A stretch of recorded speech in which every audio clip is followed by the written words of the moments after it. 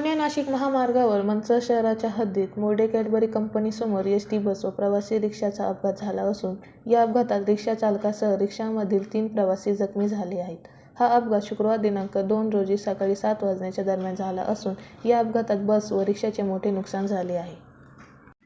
याबाबत अधिक माहिती अशी की नारायणगाव आगाराची एसटी बस MH14 MH4421 ही नारायणगाव ते पुणे अशी जात असताना बससमोर एक कार ओव्हरटेक करत आली असता त्याच कारचालकाला वाचवण्यासाठी एसटी बस चालकाने बस रस्त्याच्या उजव्या बाजूला घेतली असता त्याचवेळी मोर्डे कॅडबरी कंपनीच्या बाजूकडून येत असलेली रिक्षा क्रमांक MS16 MB 5429 हिला बस धडकली.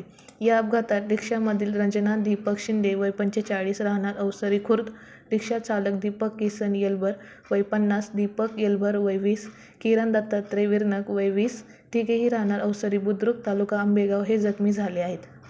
त्यांच्यावर मंचर उपजिल्हा रुग्णालयात उपचार सुरू आहेत. याबाबत मंचर पोलीस ठाण्यात खबर देण्यात आली असून मंचर पोलीस पुढील तपास करत आहे.